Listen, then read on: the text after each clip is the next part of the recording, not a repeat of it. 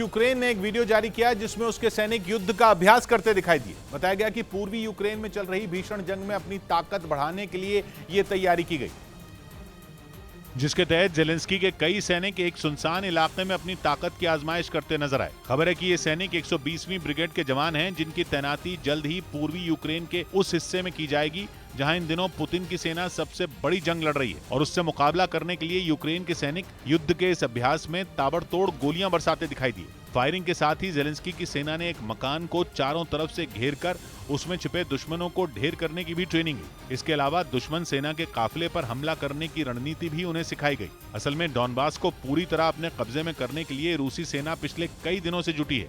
उधर यूक्रेन से जारी जंग के बीच रूस की नौसेना का प्रशांत महासागर में युद्धाभ्यास जारी है।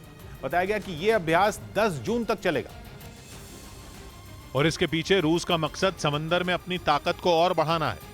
बताया गया कि इस युद्धाभ्यास में रूस के करीब 40 युद्धपोत समंदर में उतरेंगे। यही नहीं, 20 लड़ाकू विमान भी अपनी ताकत दिखाएंगे। खबर है कि युद्धाभ्यास में रूसी नेवी के जवान समंदर में छिपी पनडुब्बियों का पता कैसे लगाया जाए, इसके बारे में खास ट्रेनिंग लेंगे। 3 जून से शुरू हुए युद्धाभ्यास की कुछ तस्वीरें भी सामने आई, जिनमें रूसी नौसेना के जवान युद्धपोत से समंदर में अपनी ताकत दिखाते नजर आए। सैनिकों ने सबसे पहले अपने लिए हवाई टारगेट को लॉक किया और फिर ताबड़तोड़ हमले किए।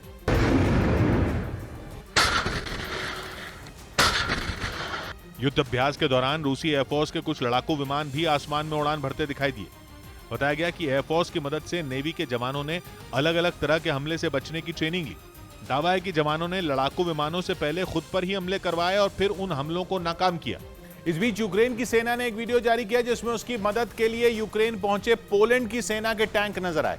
रूस से लड़ने के लिए पोलैंड ने यूक्रेन को मदद मुहैया कराने का वादा किया था और उसी की पहली खेप जंग के सबसे बड़े मोर्चे यानी डॉनबास में दिखाई दी। वीडियो में एक के पीछे एक करीब 4 टैंक नजर आए, जिन पर पोलैंड का झंडा भी लगा दिखा। बताया गया कि ये पोलैंड की सेना के भरोसेमंद टैंकों में एक T-72M1 टैंक है, जिन्हें रूस से लोहा लेने के लिए वहां भेजा गया। डॉनबास वो इलाका है जिस पर रूस अभी भी कब्जे का दावा कर रहा है, लेकिन यूक्रेन का कहना है कि यह इलाका अभी भी उसके कंट्रोल में है।